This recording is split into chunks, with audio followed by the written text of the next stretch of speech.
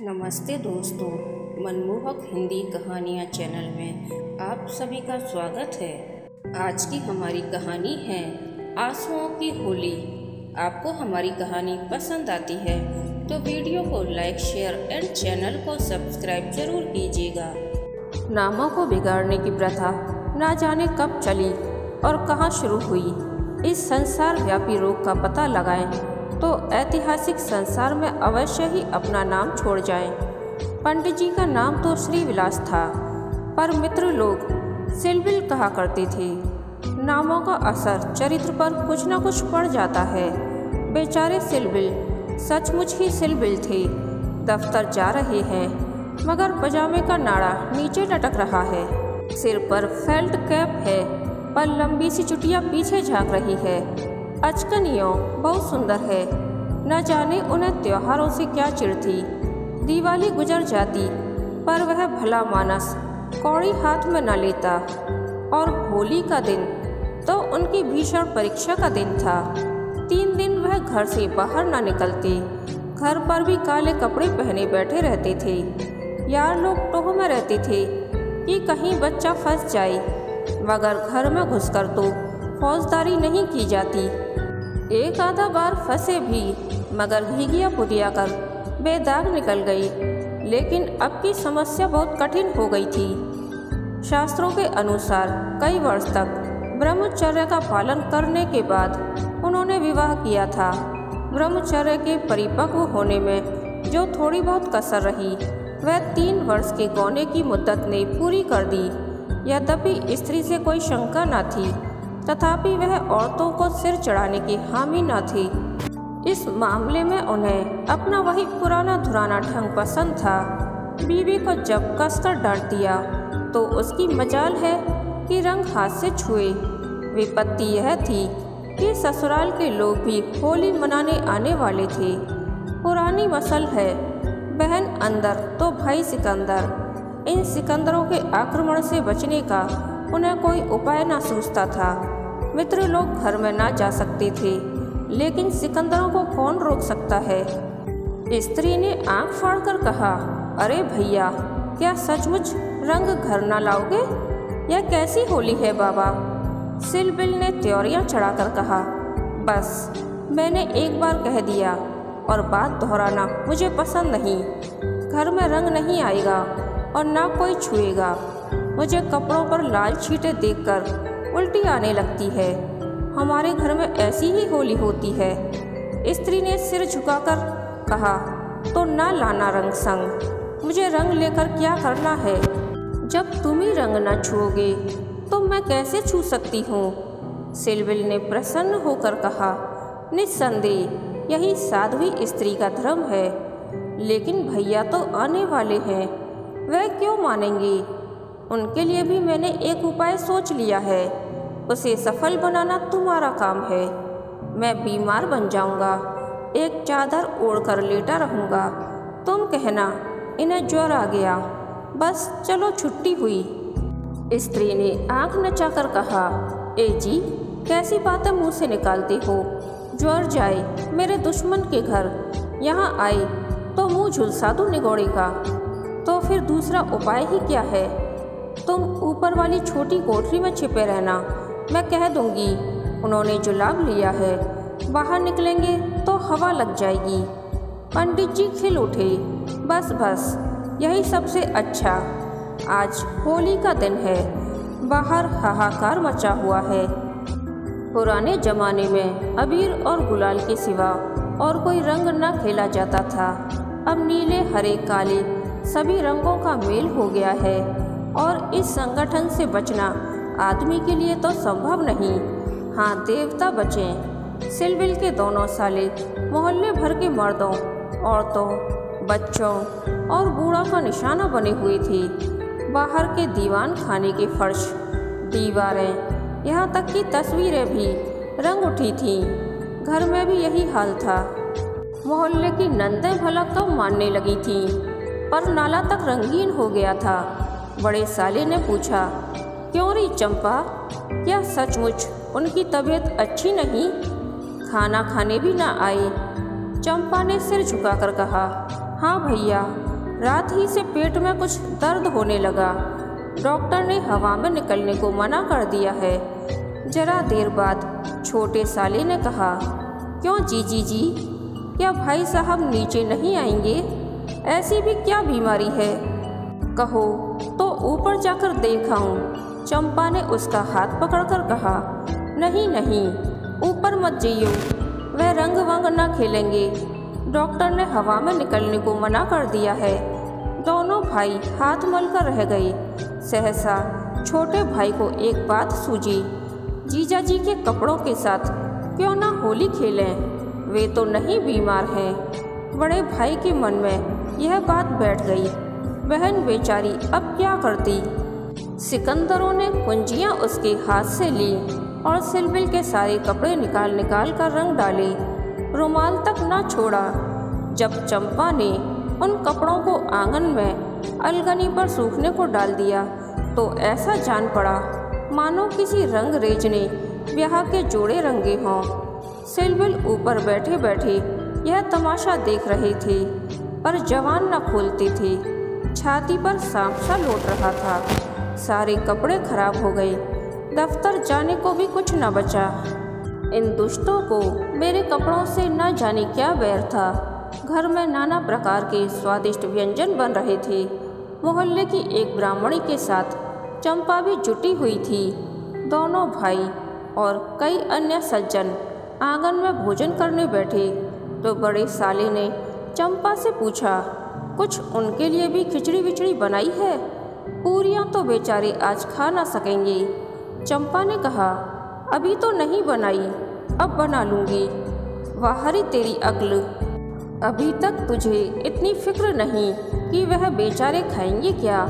तू तो इतनी लापरवाह कभी न थी। जा निकाल ला जल्दी से चावल और मूंग की दाल। लीजिए खिचड़ी पकने लगी। इधर मित्रों ने भोजन करना शुरू किया। सिलबिल ऊपर बैठे अपनी किस्मत को रो रहे थे।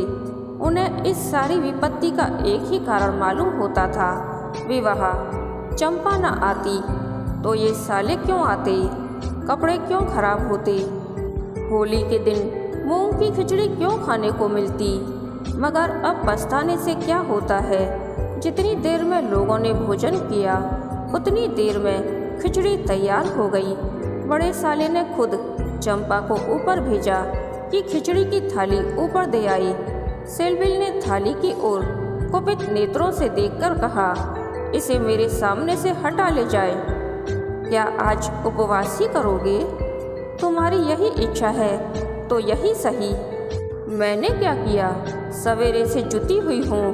भैया ने खुद खिचड़ी डलवाई और मुझे यहाँ भेजा। हाँ, वह तो मैं देख रहा हूँ कि मैं घर का स्वामी नहीं, सिकंदरों ने उस पर कब्जा जमा लिया है। मगर मैं यह नहीं मान सकता कि तुम चाहती तो और लोगों के पहले ही मेरे पास थाली न पहुँचा जाती। मैं इसे पतिव्रत धर्म के विरुद्ध समझता हूँ। और क्या कहूँ, तुम तो देख रहे थे कि दोनों जने मेरे सिर पर सवार थे। अच्छी दिल लगी है कि और लोग तो समोसे और खस्ते उड़ाएं और मुझे मूंग की खिचड़ी दी जाए। वाह रे नसीब, तुम इसे 2-4 कौर खा लो। मुझे जो ही अवसर मिलेगा दूसरी थाली लाऊंगी। सारे कपड़े रंगवा डाले, दफ्तर कैसे जाऊंगा? यह दिल लगी मुझे जरा भी नहीं भाती। मैं इसे बदमाशी कहता हूँ। तुमने संदूक की कुंजी क्यों दे दी? क्या मैं इतना पूछ सकता हूँ? जबरदस्ती छीन ली। तुमने सुना नहीं? करती क्या? अच्छा, जो हुआ सो हुआ। यह थाली ले जाओ।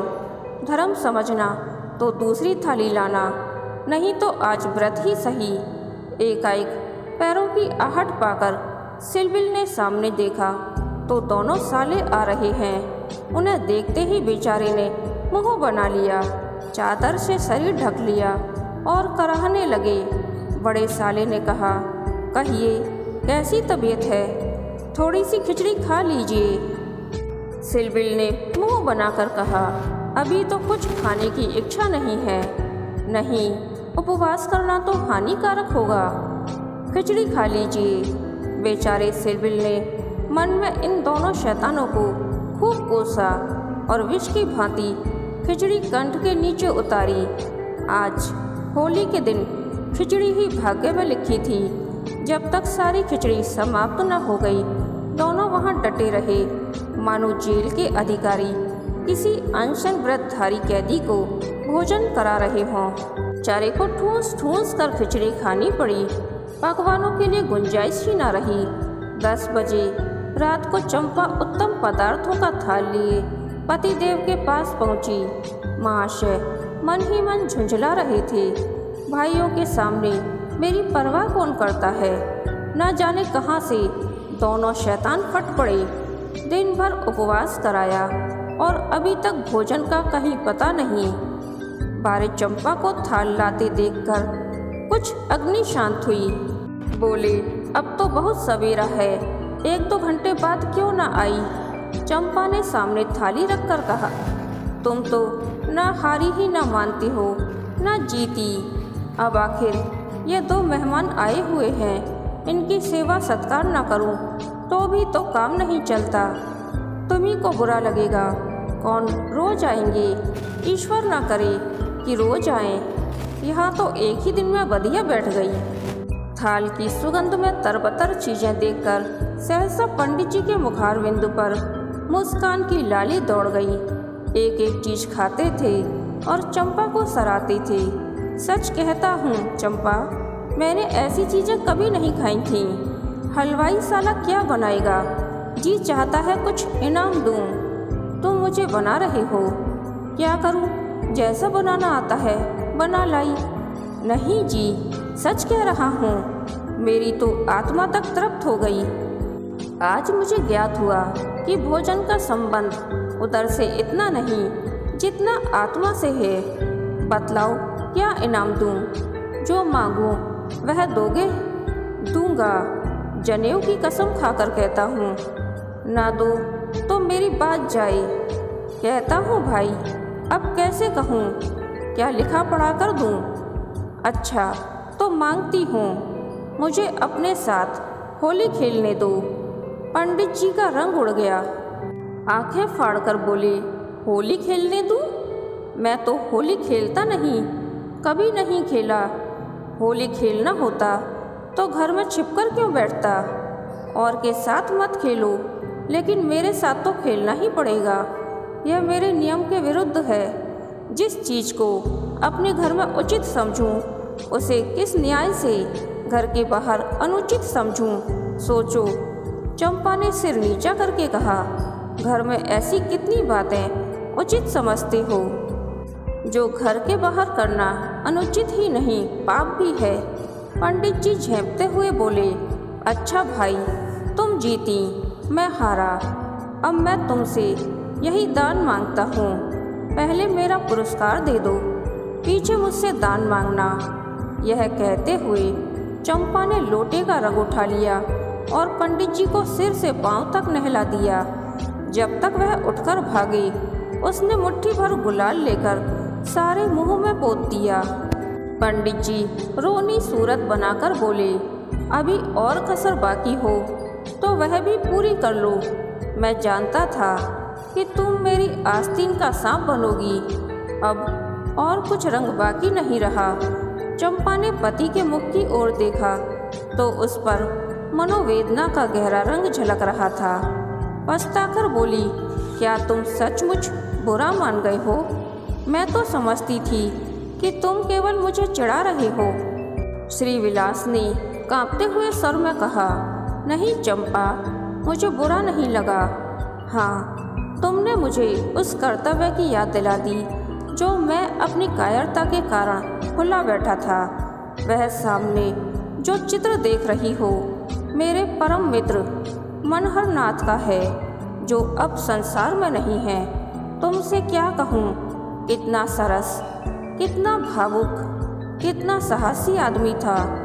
देश की दशा देख देख कर उसका खून जलता रहता था। यह भी कोई उम्र होती है, पर वह उसी उम्र में अपने जीवन का मार्ग निश्चित कर चुका था। सेवा करने का अवसर पाकर वह इस तरह उसे पकड़ता था मानो संपत्ति हो। जन्म का विरागी था, वासना तो उसे छू ही न गई थी। हमारे और साथी सैर सपाटे करते थे, पर उसका मार्ग सबसे अलग था। सत्य के लिए प्राण देने को तैयार। कहीं अन्याय देखा और भवें तन गईं, कहीं पत्रों में अत्याचार की खबर देखी और चेहरा तमतमा उठा। ऐसा तो मैंने आदमी ही नहीं देखा। ईश्वर ने अकाल ही बुला लिया, नहीं तो वह मनुष्यों में रत्न होता। किसी मुसीबत के मारे का उद्धार करने को अपने प्राण हथेली पर लिए फिरता था। स्त्री जाति का इतना आदर और सम्मान कोई क्या करेगा। स्त्री उसके लिए पूजा और भक्ति की वस्तु थी। 5 बरस हुए। यही होली का दिन था। मैं भांग के नशे में चूर, रंग में सिर से पांव तक नहाया हुआ उसे गाना सुनने के लिए बुलाने गया तो देखा कि वह कपड़े पहने कहीं जाने को तैयार है। पूछा, कहाँ जा रहे हो? उसने मेरा हाथ पकड़कर कहा, तुम अच्छे वक्त पर आ गई, नहीं तो मुझे जाना पड़ता। एक अनाथ बुढ़िया मर गई है, कोई उसे कंधा देने वाला नहीं मिलता। कोई किसी मित्र से मिलने गया हुआ है, कोई नशे में चूर पड़ा हुआ है, कोई मित्रों की दावत कर रहा है, कोई महफिल सजाए बैठा है, कोई लाश को उठाने वाला नहीं। ब्राह्मण क्षत्रिय उस चमारिन की लाश कैसे छुएंगे? उनका तो धर्म भ्रष्ट होता है। कोई तैयार नहीं होता। बड़ी मुश्किल से 2 कहार मिले हैं, एक मैं हूँ, चौथे आदमी की कमी थी, सो ईश्वर ने तुम्हें भेज दिया। चलो चलें। हाय, अगर मैं जानता कि यह प्यारे मनहर का आदेश है तो आज मेरी आत्मा को इतनी गिलानी न होती। मेरे घर कई मित्र आए हुए थे, गाना हो रहा था। उस वक्त लाश उठाकर नदी जाना मुझे अप्रिय लगा। बोला, इस वक्त तो भाई मैं नहीं जा सकूंगा, घर पर मेहमान बैठे हुए हैं, मैं तुम्हें बुलाने आया था। मनहर ने मेरी ओर तिरस्कार के नेत्रों से देखकर कहा, अच्छी बात है, तुम जाओ, मैं और कोई साथी खोज लूँगा, मगर तुमसे मुझे ऐसी आशा नहीं थी। तुमने भी वही कहा जो तुमसे पहले औरों ने कहा था, कोई नई बात नहीं थी। अगर हम लोग अपने कर्तव्य को भूल न गए होते तो आज यह दशा ही क्यों होती। ऐसी होली को धिक्कार है। त्योहार तमाशा देखने, अच्छी अच्छी चीज़ें खाने और अच्छे अच्छे कपड़े पहनने का नाम नहीं है। यह व्रत है, तप है। अपने भाइयों से प्रेम और सहानुभूति करना ही त्योहार का खास मतलब है। और कपड़े लाल करने के पहले खून को लाल कर लो, सफ़ेद खून पर यह लाली शोभा नहीं देती। यह कहकर वह चला गया। मुझे उस वक्त यह फटकारें बहुत बुरी मालूम हुई। अगर मुझ में वह सेवा भाव न था तो उसे मुझे यूँ धिक्कारने का कोई अधिकार न था। घर चला आया, पर वे बातें बराबर मेरे कानों में गूंजती रहीं। होली का सारा मज़ा बिगड़ गया। 1 महीने तक हम दोनों की मुलाकात न हुई। कॉलेज इम्तिहान की तैयारी के लिए बंद हो गया था, इसीलिए कॉलेज में भी भेंट न होती थी। मुझे कुछ खबर नहीं वह कब और कैसे बीमार पड़ा, कब अपने घर गया। सहसा एक दिन मुझे उसका एक पत्र मिला। हाय, उस पत्र को पढ़कर आज भी छाती फटने लगती है। श्री विलास एक क्षण तक गला रुक जाने के कारण बोल ना सके, फिर बोले, एक दिन तुम्हें फिर दिखाऊंगा। लिखा था, मुझसे आखिरी बार मिल जा, अब शायद इस जीवन में भेंट ना हो। खत मेरे हाथ से छूटकर गिर पड़ा। उसका घर मेरठ के ज़िले में था। दूसरी गाड़ी जाने में आधा घंटे की कसर थी। तुरंत चल पड़ा, मगर उसके दर्शन न बदे थे। मेरे पहुंचने के पहले ही वह सिधार चुका था। चंपा उसके बाद मैंने होली नहीं खेली, होली ही नहीं और सभी त्योहार छोड़ दिए। ईश्वर ने शायद मुझे क्रिया की शक्ति नहीं दी। अब बहुत चाहता हूँ कि कोई मुझसे सेवा का काम ले।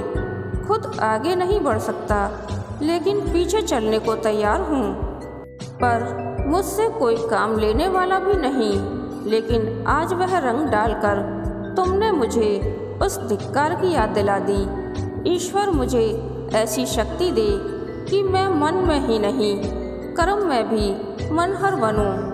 यह कहते हुए श्री विलास ने तस्तरी से गुलाल निकाला और उसे चित्र पर छिड़ककर प्रणाम किया। कहानी के अंत तक बने रहने के लिए धन्यवाद। यह कहानी आपको कैसी लगी प्लीज़ कमेंट करके बताइए।